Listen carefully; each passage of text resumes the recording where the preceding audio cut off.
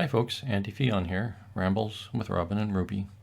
In my last video, season 2023 episode 14, I gave you a flavor for what it is like to drive along the Robert Campbell Highway and the Nahanni Range Road, the black bears we saw, and the Nahanni Range Territorial Campground, all in Yukon, Canada.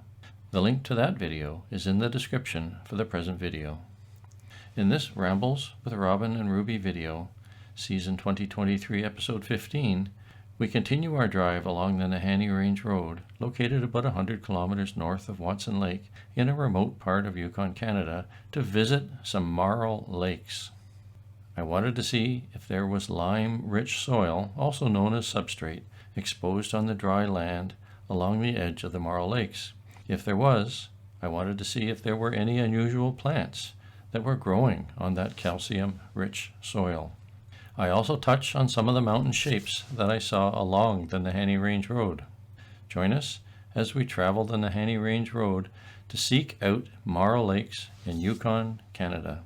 We're heading north first to the airstrip along the highway and then to a couple of Marl Lakes a little further up the highway, about 40 kilometers total further north.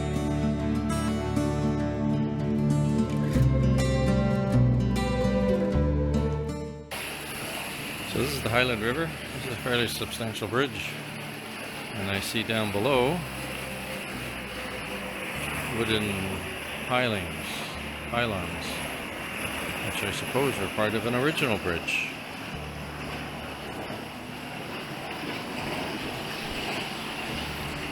We're in the valley between two mountain ranges, and looking at the range in front, I can see 1, 2, 3, 4, at least 4 cirques that would have contained alpine glaciers during the last ice age.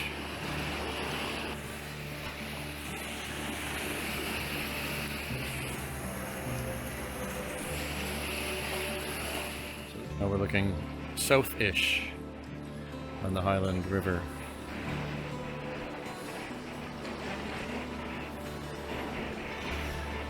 Mountains look different, sort of rounded tops on this side, whereas the other side, to my back, they're quite pointy. So we have rounded mountains on this side. We'll pan through the bridge.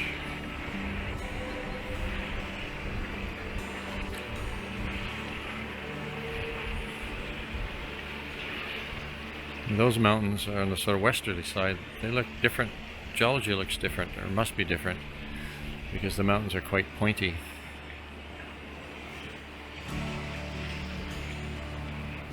Just a thought.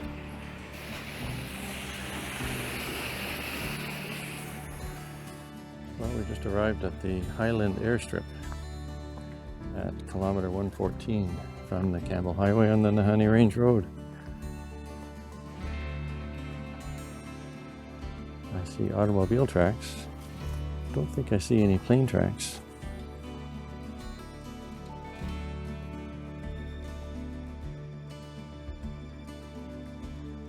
Just have a look in the bush here. I hear one of my favorite birds in the background.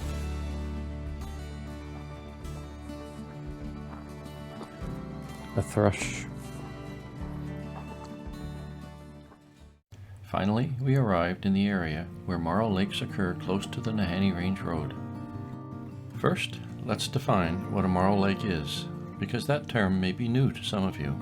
A Marl Lake is a lake whose bottom is covered by a mix of clay, algae, and large amounts of the mineral calcium carbonate, also called calcite. It is this mix of calcium carbonate, algae, and clay that gives the lake bottom its white to light brown color, as seen in this lake that I saw in the Northwest Territories. Calcium carbonate resembles limestone in composition. That is, it contains a lot of the element calcium. If you've driven the Dempster Highway through the Yukon, you have seen limestone mountains of the Ogilvy Range around Windy Pass. In the right light, the water of a Marl Lake takes on a beautiful emerald green color because of the way the sunlight reflects off the lake bottom. Now that you know what a Marl Lake looks like, let's ask, how did it form and why is it distinctive? Now, for the next few minutes, I share a little science describing the formation of a Marl Lake. You can skip ahead to the drone video if you want to skip this. To make a Marl Lake, we need water. That water comes from rain and melting snow, such as seen here in the Rocky Mountains.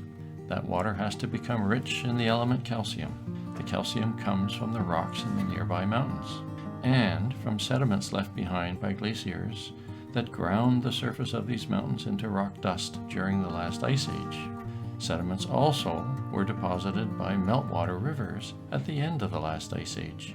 The gravel pit beside the Marl Lakes provides an example of these sediments. The rain and snow melt water react with and dissolve limestone. That's right, water does dissolve limestone rock. Open crevices in limestone rock, which is part of a karst landscape formed from water dissolving the limestone rock, as shown here by the open crevices exposed on a limestone pavement surface. During that reaction, the water becomes enriched in calcium, carbon dioxide gas, and other chemical components like bicarbonate. This is a complex topic beyond the scope of this video, but my intent is to leave you with the understanding that the chemistry of the water changes as it dissolves limestone rock. That chemistry gives the water an alkaline pH, that is, a pH value of 8 to 14. Recall that lemon juice or vinegar are acidic, that is, they have a pH of 2 to 3. The pH of the Marl Lake water beside the Nahanni Range Road was about 8.0, which is slightly alkaline, but I know that water was diluted by slightly acidic runoff from all the recent rain. So that location was not a good place to test the pH of the Marl Lake water, but it was the best I could do. Next, to create a lake, the alkaline water has to fill a depression in the land surface. In this area, the land depression likely formed when isolated blocks of glacial ice melted at the end of the last ice age. Geologists call these depressions kettle lakes. Finally, to form the marl on the bottom of the lake, calcium carbonate precipitates or falls out of the alkaline water onto the lake bottom. Several processes can precipitate calcium carbonate, including photosynthesis by plants and algae like chara, degassing of carbon dioxide gas when sunlight warms the shallow lake, and a pressure drop when groundwater discharges onto the land surface and by local turbulence along a creek bottom. Now, Marl Lakes and marl habitats in general are interesting because they support unusual ecological communities. My interest in visiting these Marl Lakes was to see if there were any plants growing in or by the edge of the lake that thrive in wet calcareous habitat. Those are called calcicolous plants. So let's move on and have a look at some video footage taken from the air looking at these interesting Marl Lakes along the Nahanni Range Road.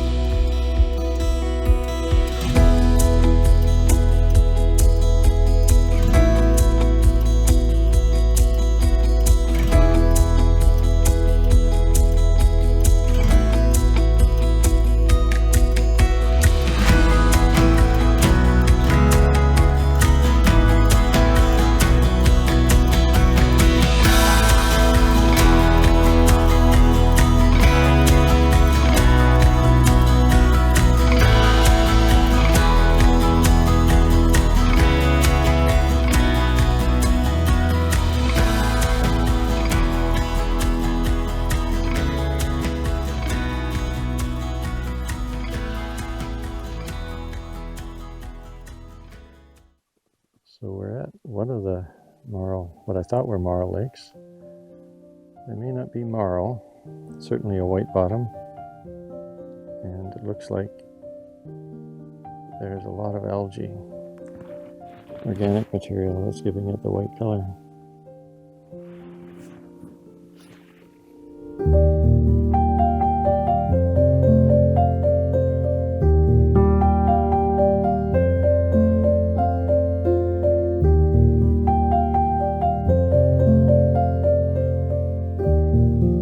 So it's interesting when you look at the edge of this lake with the light colored bottom, there's material that's floating, looks like algal mat.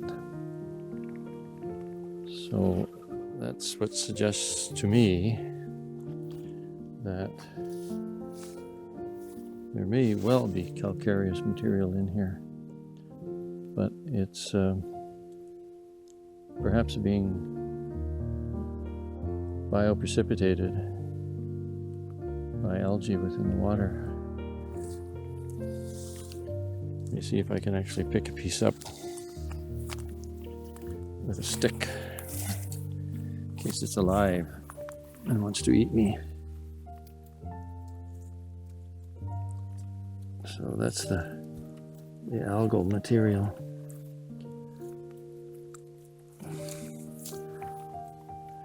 Yeah, it just falls apart.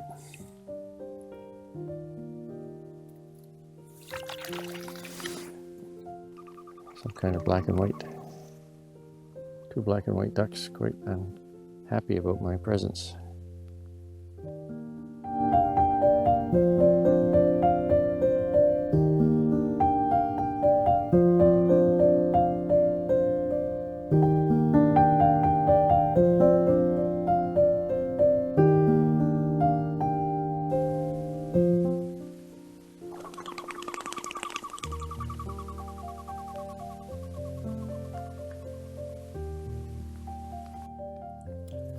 You can see my stick, there's my stick.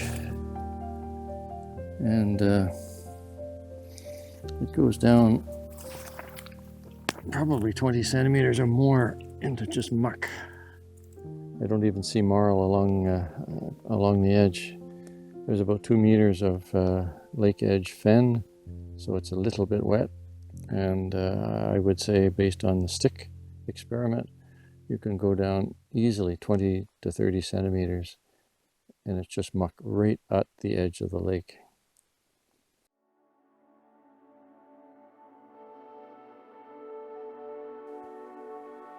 Kind of muskeg right along the shore with dwarf birch, sphagnum moss, and tiny pink flower, maybe bog laurel.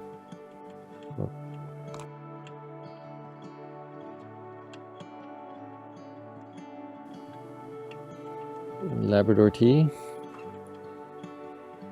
and crowberry.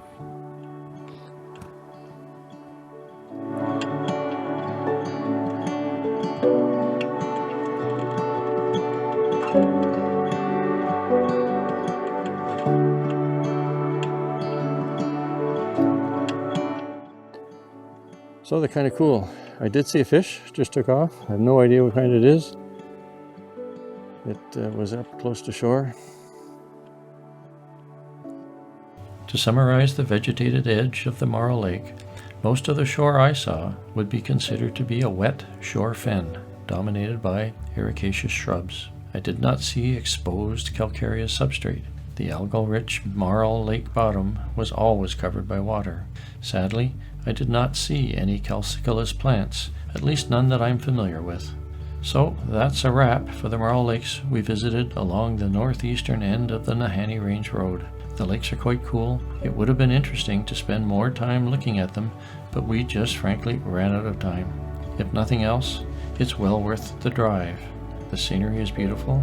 Yes, it would have been nice to have enjoyed sunny weather and to have hiked into the Alpine, but it was just not meant to be for this trip. Now, if you enjoyed the video or learned something new, please consider liking the video, subscribing to the channel, or leaving a comment. Until next time, stay well.